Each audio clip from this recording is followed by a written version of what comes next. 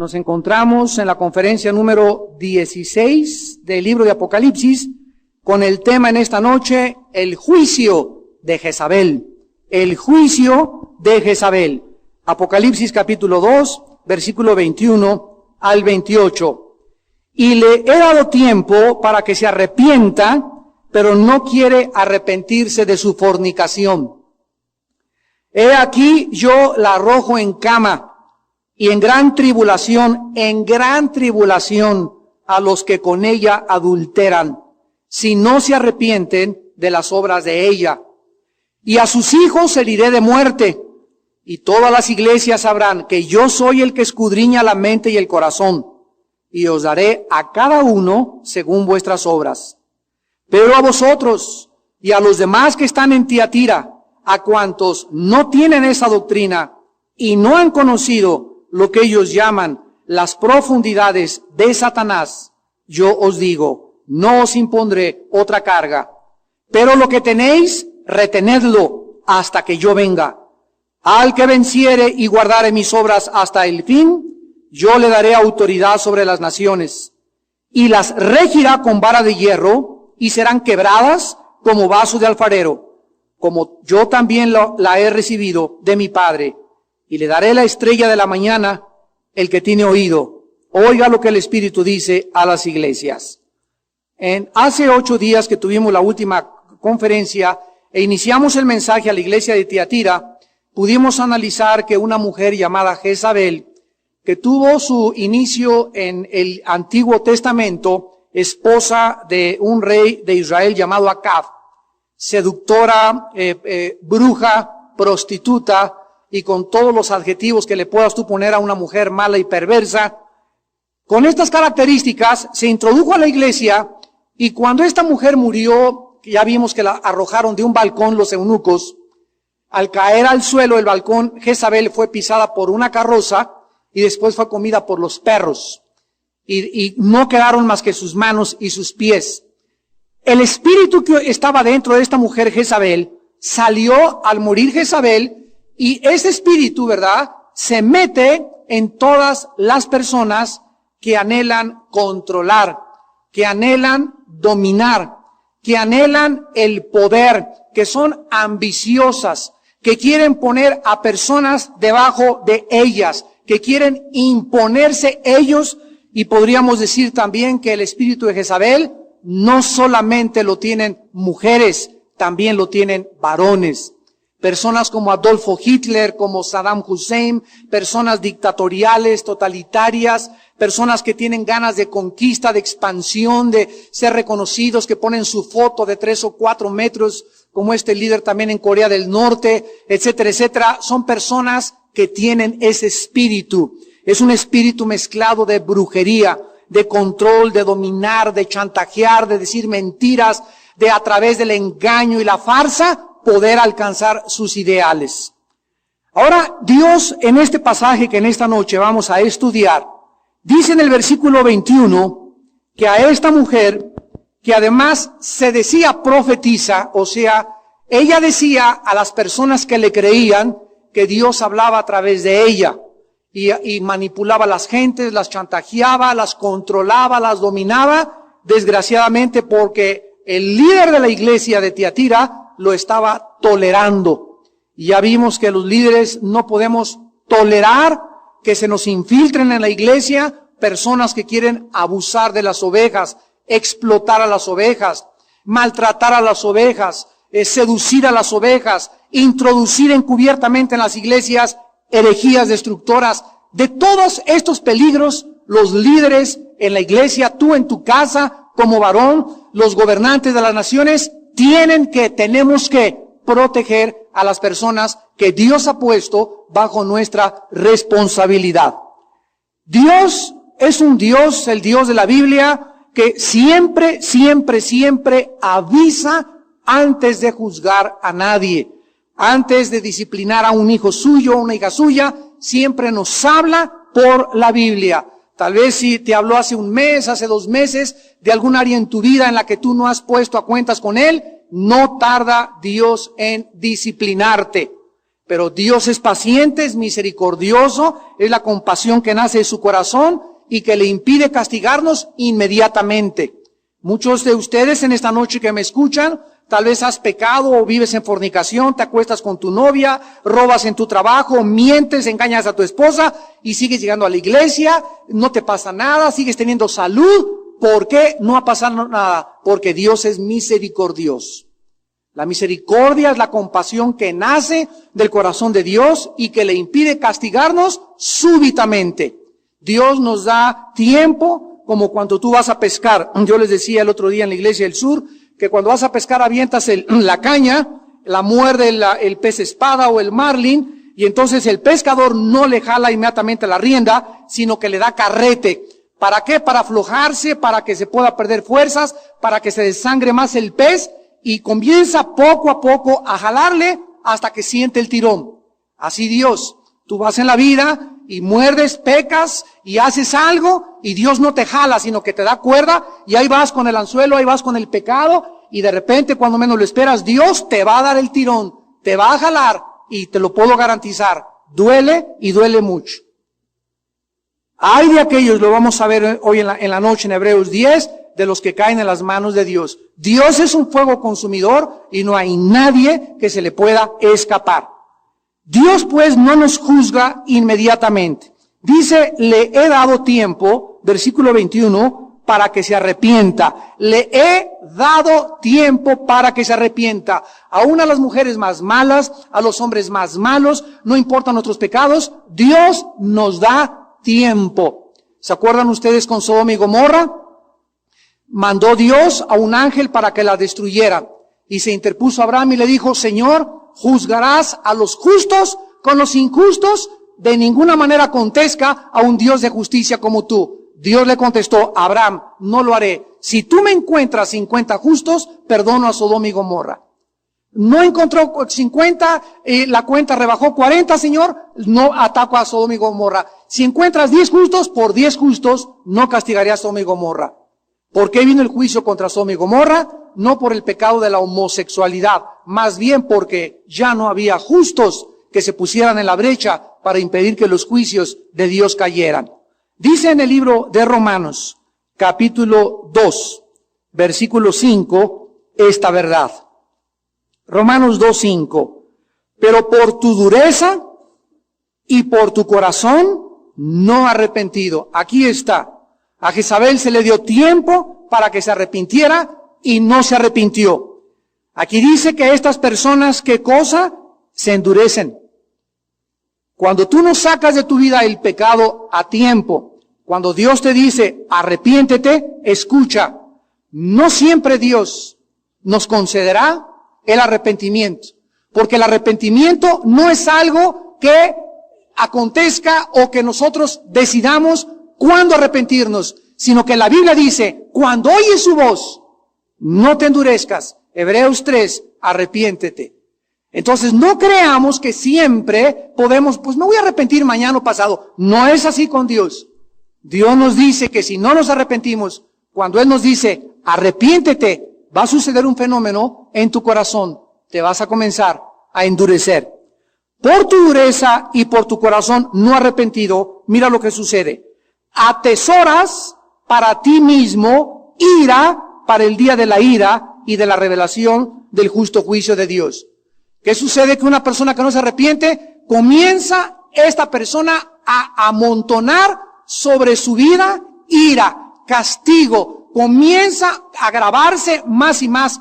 Y cuando Dios te dé el tirón y cuando Dios decida juzgarte, todos estos pecados que se han acumulado y se han juntado de tu pasado, te caerán como un torbellino en el día que menos tú lo esperes, por tu endurecimiento y tu corazón no arrepentido. Esta es la razón por la que en la segunda carta a los Corintios, segunda de Corintios capítulo 13, versículo 5, el apóstol Pablo nos amonesta, examinaos a vosotros mismos si estáis en la fe. Probaos a vosotros mismos, o no os conocéis a vosotros mismos que Jesucristo está en vosotros, a menos que estéis reprobados. Dios nos da la oportunidad de ¿qué cosa? de examinarnos, de probarnos si verdaderamente estamos en la fe. ¿Qué significa? Oh Dios, hoy en la noche voy a llegar a mi casa y te pido que me analices con tu Espíritu Santo. Si vivir en la fe es vivir confiando en Dios. ¿Estoy confiando en ti, Señor? ¿Me estoy acostando relajado? ¿Me puedo acostar con una conciencia que no me acuse de nada?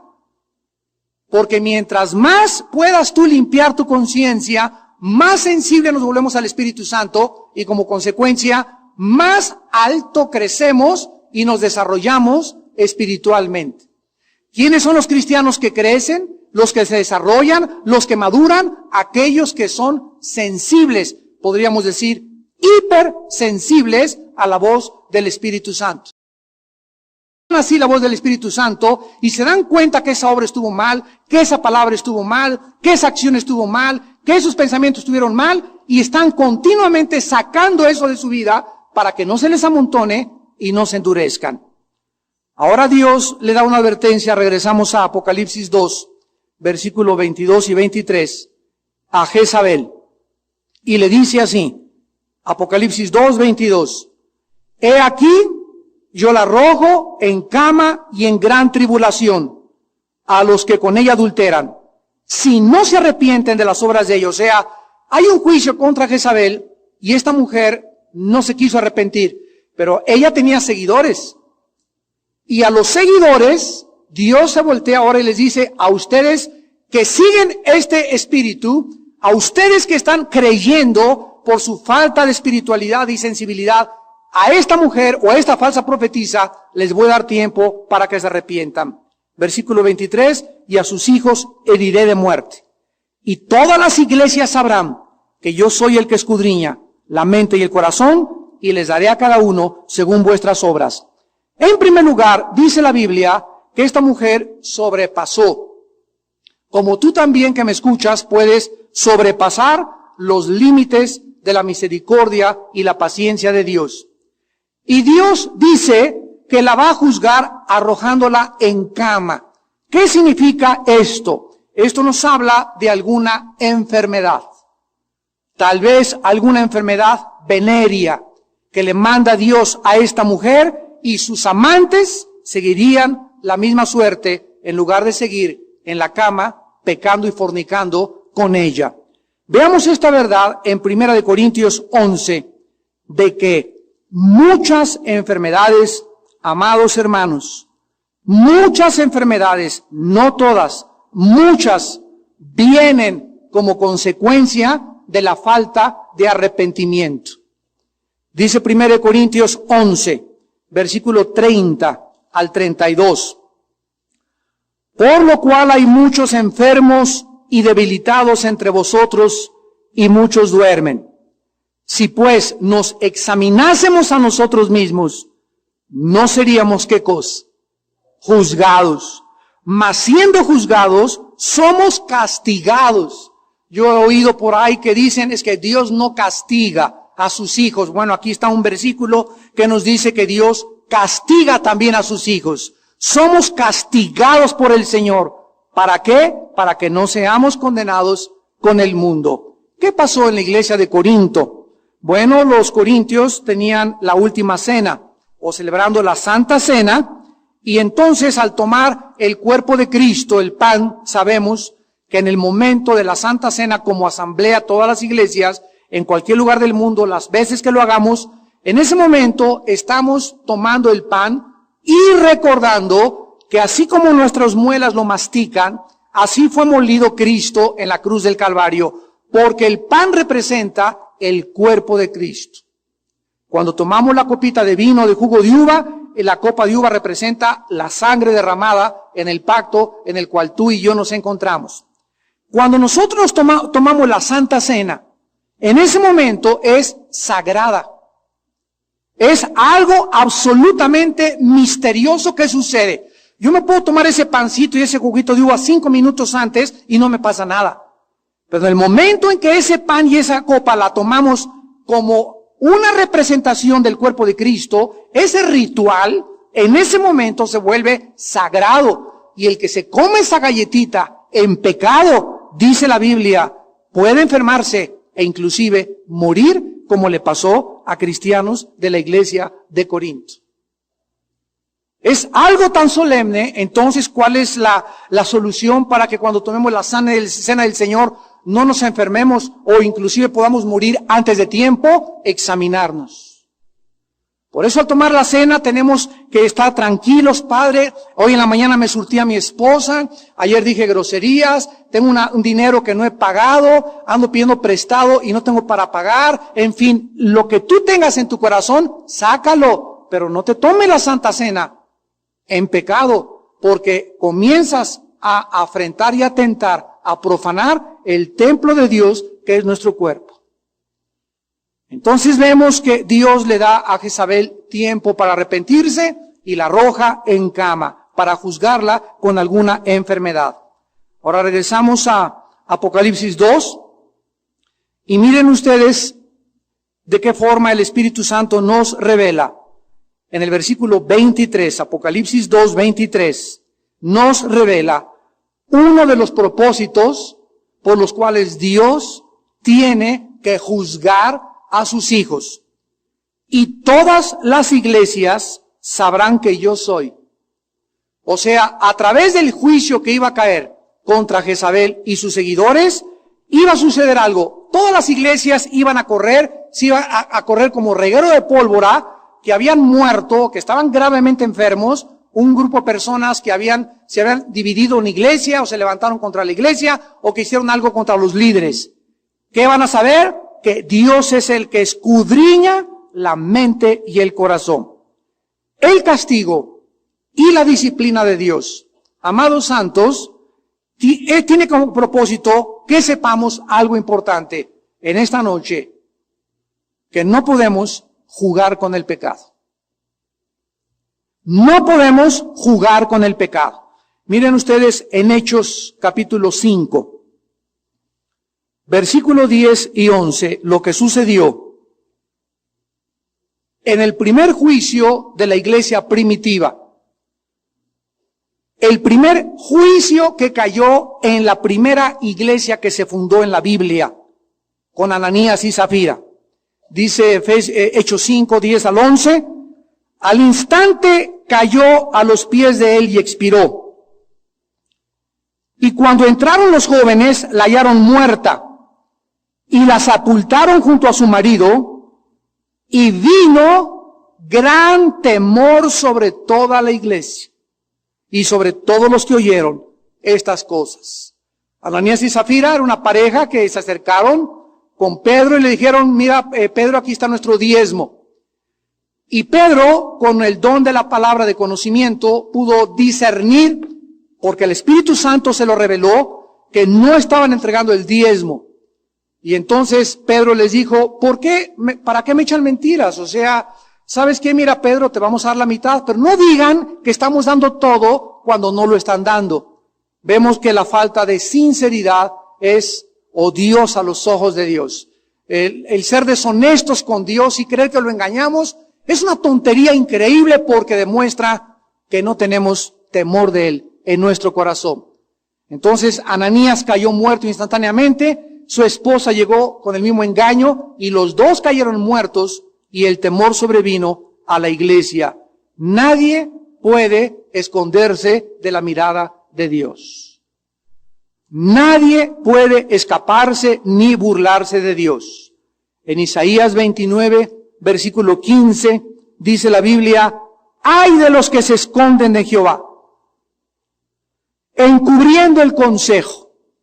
Y sus obras están en tinieblas, y dicen, ¿quién nos ve? ¿Y quién nos conoce?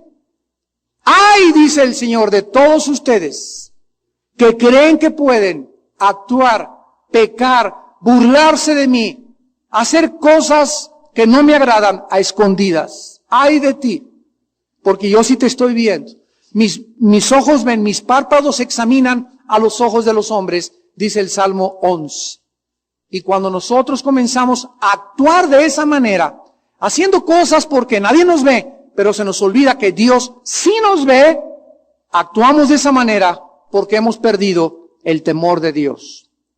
Nadie puede esconderse de la mirada de Dios que escudriña nuestra mente y nuestro corazón. Tarde o temprano lo que hiciste y lo que hice yo saldrá a la luz. Tarde o temprano. No nos escapamos ninguno del juicio de Dios. Y Dios nos da, antes de sacar públicamente tus pecados y mis pecados, nos da tiempo de arrepentirnos. Ponernos a cuentas con Él, y la sangre de Jesucristo, su Hijo, nos limpia de todo pecado. Ahora regresamos a Apocalipsis, versículo 24 y 25, y veamos ahora el consuelo del Señor. Pero a vosotros, ya aquí el Espíritu Santo está hablando dentro de esta iglesia a otro grupo de cristianos. Ya vemos que había un grupo que se juntaban con Jezabel, pero había en esa iglesia un grupo que se llama el remanente. Dios en todas las iglesias siempre ha habido un grupo, y casi siempre ha sido muy pequeño, de que son los verdaderos consagrados, los que caminan en el Espíritu, los que caminan en obediencia, cristianos que tienen el temor de Dios en sus corazones. Y a ese grupo pequeño, Cristo les dirige unas palabras. A ustedes y a los demás que están en Tiatira, a cuantos no tienen esa doctrina y no han conocido lo que ellos llaman las profundidades de Satanás, yo les digo, no les impondré otra carga. Dios siempre ha tenido un remanente, repito, en las iglesias. Cuando este remanente no existe, o sea, cuando en una iglesia todos están contaminados, esa iglesia no puede permanecer.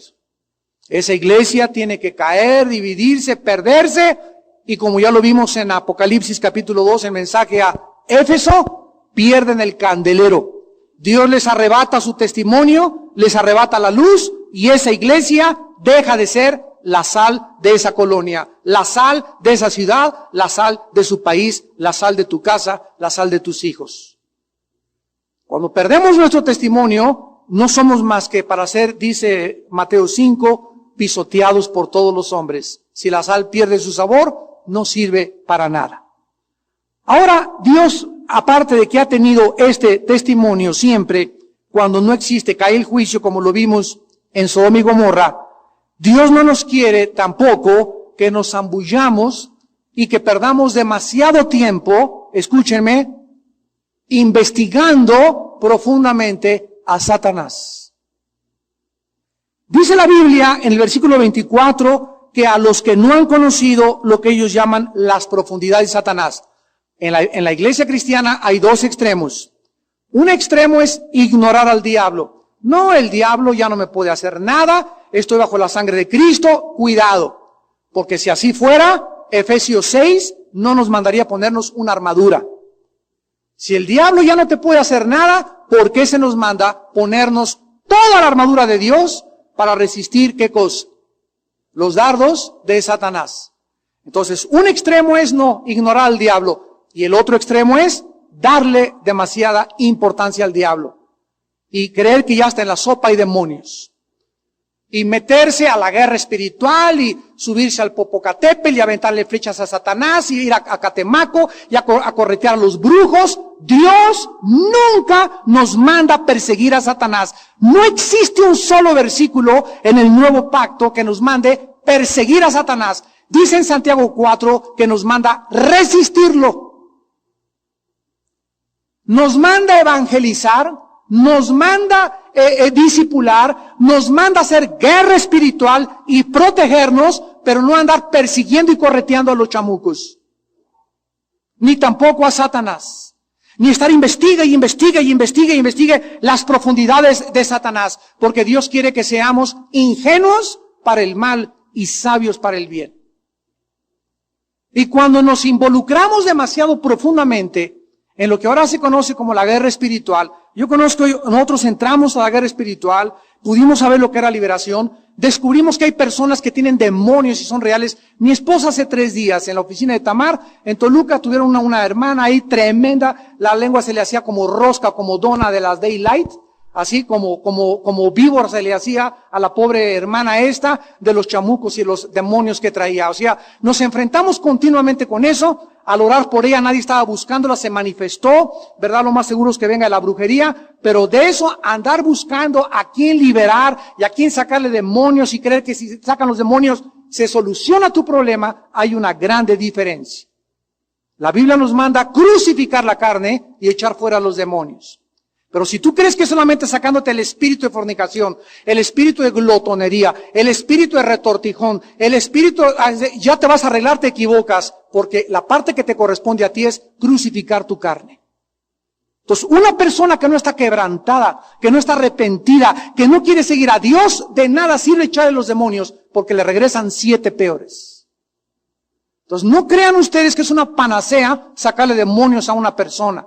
Es una de las ayudas que Dios nos da, espirituales, para como un acto de misericordia de Dios a mucha gente que está quebrantada y que viene del ocultismo, que hizo pactos con Satanás, que vienen de la brujería, que vienen, etcétera, etcétera. Dios los ayuda y nos manifiesta a nosotros a través de las liberaciones el poder tan tremendo de estos espíritus que son reales y que cambian la personalidad de un ser humano. Un ser humano que ha vivido en desobediencia y no quiere acercarse al Señor. Entonces, no tenemos por qué profundizar en las profundidades de Satanás. Muchos cristianos que han querido pasar este límite han sufrido las consecuencias. Y han caído en herejías tremendas en la palabra de Dios. ¿Y todo por qué? Por seguir en algo que Dios no nos mandó. Tenemos una comisión, ir y predicar el Evangelio y hacer discípulos. Ese es donde debemos enfocar todos nuestros esfuerzos, todo nuestro dinero y toda nuestra salud y todo el tiempo que Dios nos dé en predicar y hacer discípulos. Las demás cosas, Dios, el diablo, si yo camino en santidad, no me tengo que preocupar por él porque tengo mi armadura puesta. No me tengo que preocupar por sus achechanzas y que me esté esperando el diablo, que una bruja me maldijo. No me tengo que preocupar porque el que habita al abrigo del Altísimo mora bajo su sombra. Y plaga no tocará tu morada, ni saeta que vuele de día. Ni de noche caerán 1000 a tu diestra y a ti no te llegará. Por cuanto en mí has puesto tu confianza, mi confianza, yo te libraré, dice el Señor. Entonces vemos que la vida cristiana es una vida de buscar, ¿qué cosa? El equilibrio. Nos vamos siempre, la naturaleza humana tiene la tendencia de irse, lenguas, dones espirituales, caerse al piso, chamucos, o nada de eso, ir en contra de todo eso, los dos extremos. Que Dios nos dé madurez para poder encontrar el equilibrio de todas las cosas. Ahora les dice Dios que no les iba a imponer, Apocalipsis 2, regresamos a Apocalipsis, versículo 24, la última frase, no les impondré otra carga. En el concilio de Jerusalén, en Hechos capítulo 15, 28 al 29, una vez que concluyeron los apóstoles que del Antiguo Testamento quedaban todos los rituales obsoletos y que nada de las cosas ceremoniales del Antiguo Testamento, ya ni la circuncisión, ni los ritos de la ceremonia, ni los sacrificios de los animales, tenían que volver a repetirse. Lo único que quedó fue que se abstuvieran de comer sangre de ahogado, o sea, un animal, antes de meterlo al agua y ahogarlo y comértelo. Hay que cortarle el pescuezo al animal, desangrarlo y comer siempre la comida sin sangre. Esto quedó vigente bajo el nuevo pacto y que nos alejáramos de fornicación. Entonces el Espíritu Santo le dijo a los apóstoles, no les voy a poner más cargas. Y esto es precisamente lo que Cristo quería darle a la iglesia de Tatira. Les exhorta a que ellos hagan lo mismo. Él no les iba a imponer otra carga más. Una de las características de cristianos que son legalistas, judaizantes, que se escriben en la carta a los Gálatas, son cristianos que siempre, y ahora no puedes celebrar la Navidad, y ahora no puedes hacer estas cosas, y te tienes que poner un vestido desde aquí hasta abajo, y no puedes usar nada de pintura, y no te puedes peinar de esa manera, y no puedes hacer estas cosas. Siempre están imponiendo cargas, en lugar de a esa persona inyectarle la palabra, mostrarle el camino, hacerla que crezca, y con el tiempo esa persona va a tratar de agradar a Dios, pero sin que alguien le diga, tienes que hacer esto, y esto, y esto, y esto, y esto, y esto está prohibido. Y tienes que hablar en lenguas, y no pongas árbol de Navidad, y tienes que celebrar el sábado. Y estas cargas vienen de una doctrina legalista. Porque dice la Biblia en Romanos 14 que el reino de Dios no consiste en comida ni en bebida, sino en gozo y paz en el Espíritu Santo. Y que a lo que le importa a Dios, que a una hermana que se viste como musulmana, de aquí hasta abajo, hasta se tapa la cabeza, y amargada y rencorosa, y otra que aparece árbol de Navidad con un vestido que se acaba de comprar, y sin embargo está gozosa y feliz en el Espíritu Santo. ¿Cuál de las dos agradó a Dios? Dios no está viendo el vestido de cada quien, Dios está viendo el corazón. ¿Cuál de las dos tiene el gozo? Un hermano no pone árbol de Navidad y el otro pone árbol de Navidad. El que no pone árbol de Navidad cree que por cumplir algo externo ya Dios está más agradado de él y está cumpliendo con la ley, y es una cosa horrible. Pero sin embargo la Navidad la celebra amargado y rencoroso y con problemas de deslealtad. Y el otro hermano tiene árbol de Navidad, tiene esferas, campanitas, jingle bells, canta, gozoso con su pavo, felices en la vida. ¿A quien Dios desde el cielo bendice más? No es al que tenga o al que no tenga por afuera, es aquel que tiene el gozo y la paz del Espíritu Santo. Cuando nosotros comprendamos esto, trataremos de no tratar a los nuevos convertidos. Como dice Romanos 14, reciban al débil en la fe, pero no para discutir sobre opiniones, no para imponerles cargas que no pueden ellos, por su debilidad espiritual, soportar. Cristo le dice en el versículo 25, pero lo que tienen, reténganlo, hasta que yo venga. La perseverancia de los santos es una de las evidencias de su salvación. En Primera de Juan capítulo 5, versículos 4 y 5, el apóstol Juan escribió, todo lo que es nacido de Dios vence al mundo. ¿Tú eres nacido de Dios? Las palabras se las lleva el viento. ¿Estás venciendo tu carne? ¿Estás venciendo las tentaciones? ¿Estás venciendo el sistema de diversiones del mundo? ¿Estás venciendo el sistema de la moral del mundo? ¿Has vencido tus vicios? El cigarro, las drogas, el alcohol, la pornografía. Si eres nacido de Dios, vences. ¿Qué debemos de vencer? Todo ese sistema detrás del cual se encuentra Satanás. Y cuando un cristiano se encuentra con que ya vencí esto, y aquello, y aquello, y aquello, es un cristiano que comienza a ir de victoria en victoria. ¿Por qué va de victoria en victoria? ¿Por qué va venciendo? ¿Por qué cada día tiene más victoria contra su carne, más control de sus pensamientos? Porque es nacido de Dios. Así que si tú dices ahorita amén, amén, y soy cristiano, y nacido de Dios, y tienes derrotas que no has podido, y batallas que no has podido vencer desde hace 2 o 3 años. Yo conozco cristianos que tienen 4 o 5 años y siguen fumando. Ahí está un cristiano, una batalla que no ha podido librar y no ha podido vencer. Está bien que el primer año de tu vida cristiana todavía tengas luchas, pero un cristiano que tiene 2 o 3 años en Cristo y sigue fumando y sigue fornicando y practicando la fornicación y la pornografía, se puede dudar que sea nacido de Dios. Porque todo lo que es nacido de Dios vence al mundo. Y esta es, dice la Biblia, la victoria que ha vencido al mundo, nuestra fe. Es esa confianza precisamente que mantenemos diario en Dios y en su palabra.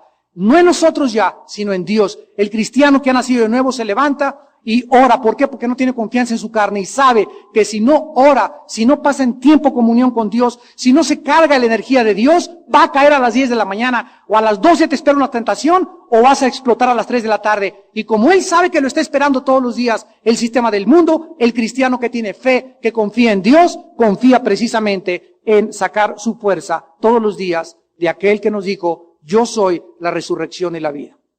Y separado de mí, nada podrás hacer. Ahora, la promesa en el versículo 26 al 29 de Apocalipsis 2 es que a los vencedores, al que venciere y guardare mis obras hasta el fin, le daré autoridad sobre las naciones y las regirá con vara de hierro. Esta promesa fue sacada del Salmo 2, versículos del 7 al 9. Dice el Salmo 2, del 7 al 9. Yo publicaré el decreto, Jehová me ha dicho, mi hijo eres tú. Yo te engendré hoy. Pídeme y te daré por herencia a las naciones y como posesión tuya los confines de la tierra. Los quebrantarás con vara de hierro, como vasija de alfarero, los desmenuzarás.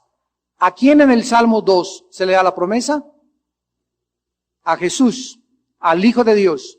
Y aquí el Hijo de Dios nos dice a nosotros, a los que venzamos, que tendremos autoridad sobre las naciones. ¿Qué significa esto? Que cuando se acabe este mundo que nosotros conocemos, y cuando ya no haya este mar que nosotros conocemos, cuando las rosas ya no tengan espinas, los alacranes no tengan veneno, las víboras ya no piquen tampoco y las cobras puedan acostarse con un bebé, los leones pierdan su ferocidad, las hienas y los animales salvajes ya no agredan al hombre, cuando todo esto suceda y se cambie la ecología, habrá en este globo terráqueo, en este mismo planeta, habrá división de naciones. Si creemos que la muerte es irnos al cielo con una arpa, una limonada y etcétera, etcétera, estamos muy equivocados. Después de esta vida, bajaremos a este mundo otra vez, de acuerdo a las Sagradas Escrituras, a gobernar con Cristo, y dice, vayamos a Apocalipsis capítulo 20. Primero veamos aquí en el 20, después en el 21 y 22, respecto al futuro de la eternidad en este planeta. Dice en Apocalipsis 20, versículo 4, que el apóstol Juan vio tronos y se sentaron sobre ellos. ¿Quiénes? Los que recibieron facultad de juzgar. O sea, no todos los cristianos en la otra vida tendremos un lugar de preponderancia, de estar al frente, de gobernar, de control de muchas naciones, de muchos ciudadanos, más que aquellos, dice la Biblia, que tuvieron la facultad de juzgar. Recibieron la facultad por las cosas que hicieron aquí en la tierra, por su fidelidad, por su obediencia, por el temor que tuvieron del Señor. Van a ver que no fue en vano haber creído en Cristo, se esforzaron, sufrieron, tuvieron paciencia y hasta sus vidas entregaron por causa de la cruz. Todos estos cristianos al final recibirán su recompensa y muchos de ellos la facultad para poder juzgar. Ahora, en Apocalipsis 22, dice, después me mostró un río limpio de agua de vida, resplandeciente como cristal que salía del trono de Dios y del Cordero. En medio de la calle de la ciudad y a uno y otro lado del río estaba el árbol de la vida, que produce 12 frutos, dando cada mes su fruto, y las hojas del árbol eran para la sanidad de las naciones. Otra vez se vuelve a mencionar la palabra naciones. Dice, Cristo al que venciere. Apocalipsis 2:26, y guardare mis obras hasta el fin, le daré autoridad sobre las naciones. Amados, esta es la razón por la cual en Hebreos, vayamos a Hebreos capítulo 6, se nos hace esta exhortación. Dice Hebreos 6, del 10 al 12. Porque Dios no es injusto para olvidar tu obra y el trabajo de amor que has mostrado hacia su nombre, habiendo servido a los santos y sirviéndoles aún. Recordemos que Jesús dijo, un vaso de agua que le des a un santo, a un cristiano, a una cristiana, un favor que tú le hagas a alguien como tu hermano en Cristo, está apuntado en el libro de Dios. Dios no es injusto para olvidar los más mínimos detalles de nuestra vida por causa de su obra. Versículo 11, pero deseamos que cada uno de vosotros muestre la misma solicitud hasta el fin para plena certeza de la esperanza. O sea que hay cristianos que comienzan como en los maratones muy bien, y el hermano muy bien, predicando, bla, bla, bla. Y hay cristianos que conforme va pasando el tiempo, se van aflojando, sirven menos, más apáticos, se desaniman.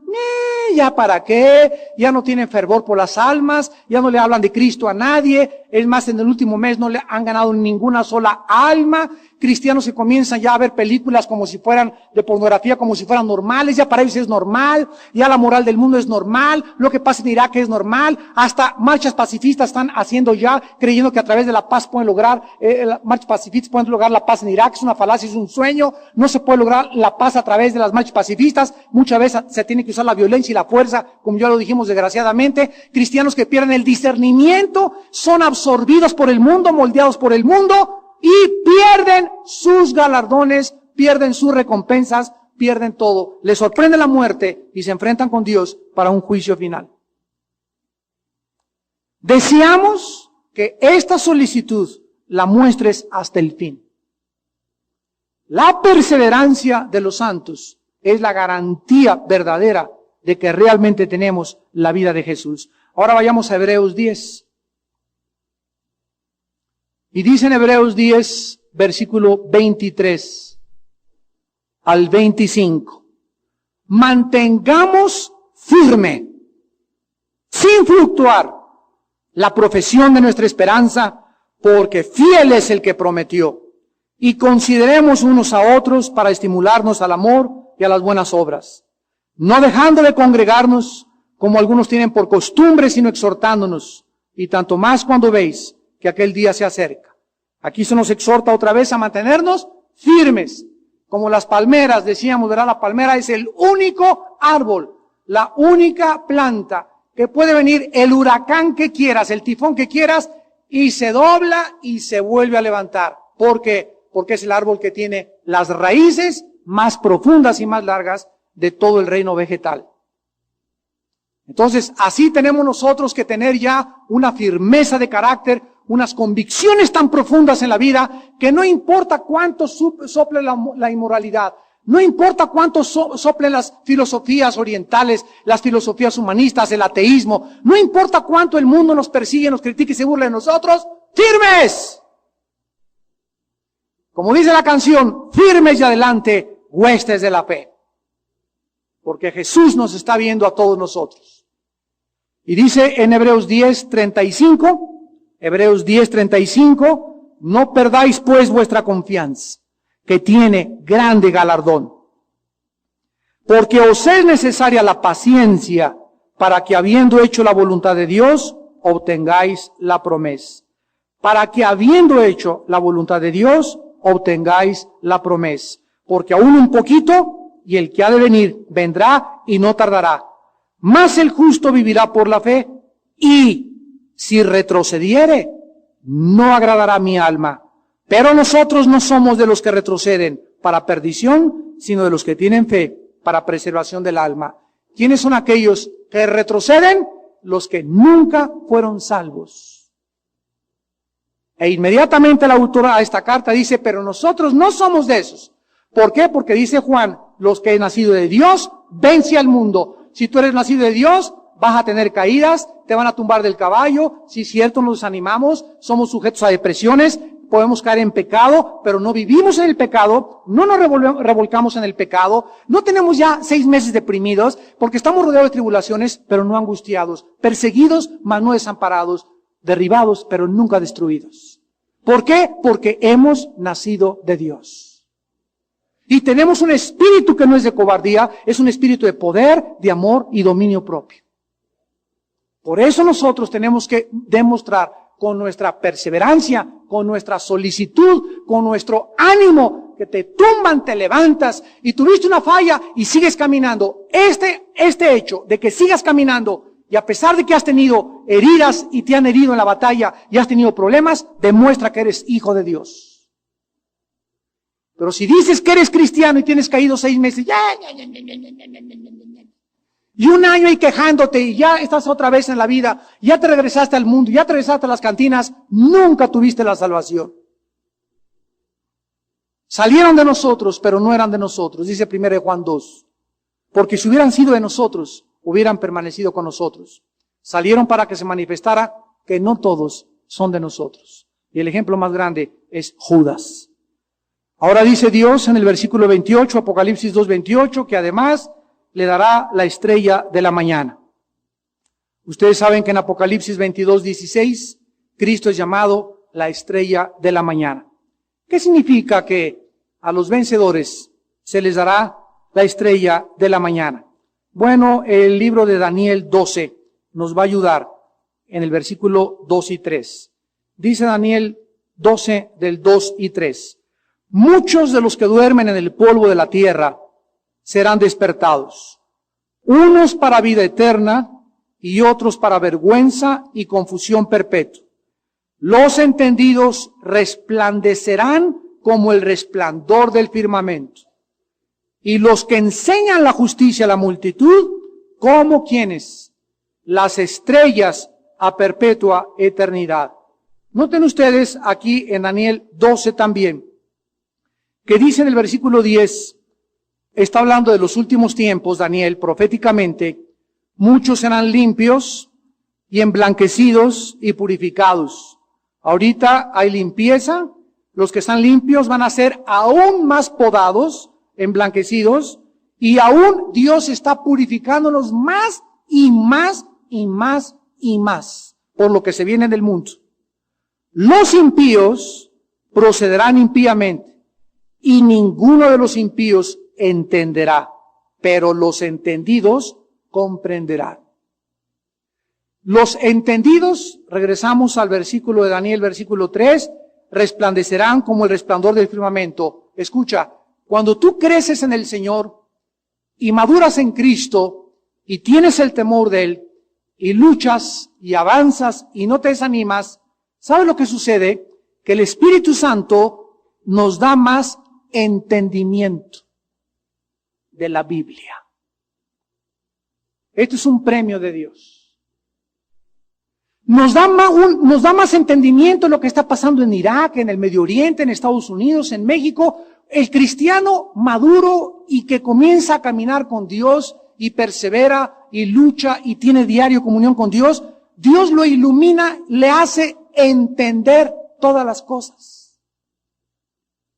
Y cuando tú no entiendes algo, comienza la confusión en la vida. Es horrible vivir en algo, no entender esto que está pasando, no entender aquello, porque si no entiendo algo, me frustro, me echo para atrás, y muchas veces esta falta de entendimiento proviene de tu falta de entrega y consagración al Espíritu de Dios. Los entendidos resplandecerán. El entendimiento hace que brillemos más. Hay una glow en los cristianos entendidos. Tú ves, hay hermanas que no necesitas hablar con ellas. O sea, hay algo especial en esos cristianos, ¿verdad? Que hasta muchas veces te infunden temores cristianos. Yo he entrado con hombres de Dios que solamente su misma presencia me impacta. Una vez, uno de los hombres que más impactaron mi vida fue el doctor Billy Graham. Estuve con él traduciéndole como intérprete en México en su cruzada con el presidente López Portillo, y estuve, gracias a Dios, conviviendo con él. Después me invitó a Acapulco. Tuve el privilegio de estar 2 días enteros con el doctor Billy Graham en Acapulco, mi hermano Alejandro y yo en un bungalow que le prestaron a él. Y se imaginan nada más el banquete solamente de estar con este hombre de Dios. Pero era una persona que yo me acercaba a él y tenía una mirada que me miraba, me impactaba, como que había mucha santidad en él, y esto me mostró a mí que sí hay hombres que tienen esta santidad. Esto impactó mi vida, me mostró y le dije, Padre, yo quiero hacer así, yo quiero tener esa santidad, quiero tener esa consagración, porque él es un gran ejemplo de un hombre íntegro que ha demostrado que verdaderamente hay santidad en la vida con Dios. Y cuando nosotros entendemos esto es porque hay consagración y hay resplandor. Los entendidos resplandecerán. Serán luces en el mundo, serán como estrellas en el mundo. Por eso dice Cristo, al que venza le daré la estrella de la mañana. Los justos brillarán como las estrellas en el día de Cristo. Para resumir, el mensaje a la iglesia de Tiatira, el juicio tan grande que caerá contra los que no se arrepientan, enfermedades, muerte prematura, inclusive, etcétera, etcétera, vemos que habrá un grande contraste en los tiempos que estamos viviendo. Por un lado, los redimidos, actualmente los cristianos, somos ignorados, despreciados, perseguidos por el mundo. Pero en la gloria venidera, la Biblia dice que la gloria de los redimidos se manifestará universalmente. Y brillarán con la gloria que proviene del Señor Jesucristo, con el Shekinah, la gloria misma de Dios, brillaremos. Ahorita el mundo, háganse un lado, y usted no tiene nada que opinar, no saben nada. Vendrá el tiempo cuando será totalmente lo contrario. Y este día, que es el día de Jesucristo, solamente lo esperarán aquellos que se purifican a sí mismos, así como Él también es puro. Oremos. Señor, te damos gracias por tu palabra en primer lugar en esta noche, y te damos gracias por seguirnos en tu paciencia, exhortando, llamando al arrepentimiento, para que podamos presentarnos irreprensibles en santidad y sin mancha en el día de Jesucristo. Padre, te pedimos en esta noche que en todas las áreas en que tu Espíritu Santo, a través de la Biblia, nos ha mostrado que estamos mal contigo, hoy en este momento que hemos oído tu palabra, podamos tener una reacción positiva de un arrepentimiento profundo nacido de nuestro corazón. No un arrepentimiento superficial, sino un dolor verdadero por ofenderte, por no vivir la vida que tú quieres que vivamos y por creer que podemos tener otra oportunidad cuando tal vez el día de mañana tú nos llames a casa. Señor, te damos gracias porque en esta noche tú estás invitando a otras personas que nunca te han conocido a venir a la cruz. Ustedes que nos ven a través de la televisión, yo los invito en esta noche a que hagan la paz con Dios. A que vengas a una cruz donde Dios, mediante la crucifixión de su Hijo Jesucristo, nos decía que te amaba y que me amaba, y donde la muerte de su Hijo Jesús nos mostraba su justicia y el odio de Dios. Así es, el odio de Dios tan profundo por el pecado. Dios odia tanto el pecado que su Hijo tuvo que pagar y proveer la medicina para nuestra redención eterna. ¿Qué tengo que hacer? Me preguntarás para venir a Cristo en esta noche. Número 1, arrepiéntete. Arrepentirte es ir caminando en un camino y en esta noche darte la media vuelta y caminar en sentido contrario. Caminar hacia el monte Calvario donde Dios te perdona. Es en la cruz donde el ser humano encuentra el perdón de sus pecados. Arrepentirte es reconocer que estabas equivocado, equivocada, que tu vida no es lo que Dios quiere que sea. Si no reconoces que estás mal en tu vida, no estás arrepentido. En segundo lugar, cree, solamente cree en Jesucristo, que Él es el que murió en la cruz en tu lugar, que Él es el Mesías de Dios, que no hay otro nombre dado bajo el cielo a los hombres en quien podamos ser salvos, más que en el nombre de Jesús. Y en tercer lugar, invítala a tu corazón y con estas palabras. Dile ahí desde tu lugar donde tú te encuentras, en tu casa, en la sala, en la cárcel, en el hospital. Dile: Señor mío y Dios mío, perdóname mis pecados. Me arrepiento de mi vida profundamente. He vivido una vida equivocada y sé que ya no puedo vivir de esta manera. Te pido que me perdones, no por mis méritos o por mis buenas obras, sino por lo que tu Hijo Jesucristo hizo en esa cruz. Porque en este momento creo que Él pagó en esa cruz por mis pecados. Creo que Él con su sangre me da la vida eterna. y creo que Él es el único mediador, el único Mesías, la única esperanza para mi propia vida. Señor Jesús, en este instante te pido que entres a mi corazón como mi Señor y Salvador.